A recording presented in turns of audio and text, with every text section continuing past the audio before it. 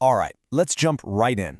Today, we are diving deep into one of the buzziest topics in all of tech, AI agents. These things that promise to be our own personal autonomous assistants.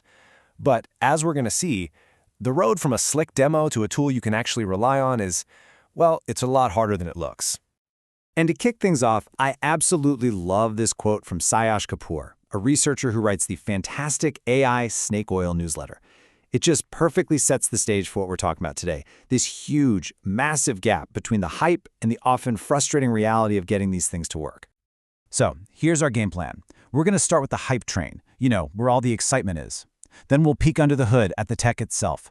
From there, we'll get into why these agents fail so often, and we'll unpack the critical difference between what they can do versus what they reliably do.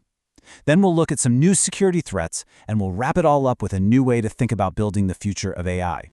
First stop, the agent hype train. And look, there is so much excitement around this stuff, and honestly, for good reason. The vision is absolutely incredible. But before we get carried away, what exactly are we even talking about? In simple terms, an AI agent is basically a system that's built on top of a large language model. Think something like GPT-4 or Claude. But here's the key. It does more than just chat with you. It can actually take actions, use tools, and work on its own to accomplish a goal that you've given it. And this slide just nails the disconnect. The vision, the dream, is this seamless, almost sci-fi assistant. But the reality, as we've seen with some big product launches lately, is that these early versions really struggle with the messy, unpredictable nature of the real world. Okay, so to really understand why agents have such a tough time, we first need to get a handle on how their brains, the large language models themselves, are actually built. It's a pretty wild process. Andrej Karpathy has this amazing analogy. He says the first part of training an LLM is like creating a lossy compression of the internet. Think about that. The model isn't just memorizing Wikipedia pages, it's absorbing the patterns, the logic, and the reasoning structures from this huge chunk of all human knowledge. So it basically happens in 3 big steps. First, you've got that pre-training, where it just inhales the internet. Then comes supervised fine-tuning, which is where we teach it how to be a useful assistant using really high-quality examples written by humans. And finally, there's preference alignment, where we polish its behavior to make sure it's helpful and, safe. Basically teaching it the kinds of answers we humans actually prefer. So this is the big question, right? If we can build these incredibly powerful language models, why do the agents we build on top of them so often just fall flat? Let's get into the heart of the problem.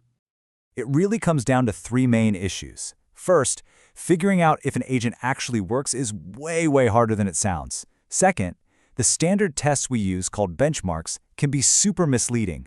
And third, and this is a big one, there's a massive gap between what an agent can do and what it will do reliably. Let's start with evaluation. A classic case here is the startup Do Not Pay, which called itself a robot lawyer. They made these huge claims, even offering $1 million for a lawyer to use it in the Supreme Court. The problem? The claims didn't hold up in the real world, and it led to some serious fines. They just hadn't tested it rigorously enough where it actually counts. Then you have benchmarks. Oh, the benchmarks. The AI coding agent Devin made huge headlines for crushing a popular coding test. But when an independent group gave it 20 real-world software tasks over a month, it only managed to finish 3 of them. 3! That is a massive difference between a test score and actual usefulness. And what's really fascinating here is that these benchmarks often leave out a critical piece of the puzzle: cost. Take a look at this. We have 2 models with basically the same accuracy score, around 85%. But one costs over 10 times more to run than the other. A single number on a scoreboard never, ever tells the whole story. And that brings us to what might be the single most important concept for understanding why agents fail today. And that is the huge difference between capability and reliability. So first, you have capability. This is what a model can do. Maybe it gets the answer right 90% of the time. Sounds pretty good, right? This is the stuff that makes for a really impressive demo. But then you have reliability. This is what you can count on it to do. We're talking 5 nines, 99.999% correct. This comes from engineering, and it means it's basically perfect. It's about getting it right, consistently, every single time. The gulf between 90% and 99.999% is just astronomical. So why does this gap matter so much? I mean, who cares? Well, think about it like this. Imagine you have an AI agent that orders your dinner.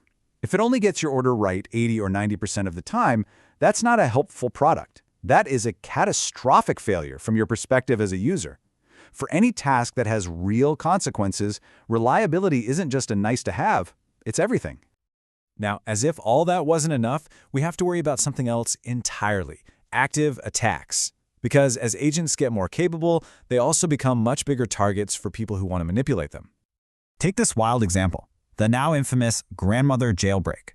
A user actually convinced an AI to spit out instructions for making napalm. How? By asking it to roleplay as their dead grandmother, who used to be a chemical engineer, telling them a bedtime story. It's insane. By wrapping a dangerous request in this emotional, made-up story, it just sailed right past the safety filters. And trying to defend against this stuff is incredibly hard. Check this out. On the left, a model does the right thing and refuses a harmful question. But on the right, someone takes the exact same question and just encodes it in base 64, which is just a way of scrambling the data. Suddenly, the AI doesn't see it as harmful anymore and gives the answer. It just shows how brittle these safety systems can be. Okay, so how do we fix all this? The key, really, is a fundamental shift in how we think about the problem. The challenge of building AI agents that work isn't just a modeling problem anymore, it's an engineering problem. And there's this fantastic analogy from the very beginning of computing. When the ENIAC computer was built, it had 17,000 vacuum tubes that failed so often the machine was basically useless. For 2 solid years, the engineer's main job wasn't new research. It was just the painstaking, grueling work of making the machine reliable. And they did it. They turned a flaky experiment into a tool that changed the world. And honestly, AI feels like it's in a very similar place right now. And that brings us right to the main takeaway of all of this. The next giant leap forward for AI agents isn't going to come from chasing a slightly higher score on a benchmark test. It's going to come from the rigorous, systematic, and sometimes boring engineering work that's needed to close that huge gap, to go from a cool demo that works 90% of the time to an essential tool you can count on 99.999% of the time. So, I'll leave you with this question to think about. Are we on the verge of the next big AI revolution? And what if that revolution isn't a breakthrough in building models, but a revolution in engineering? Let me know what you think. Thanks so much for watching.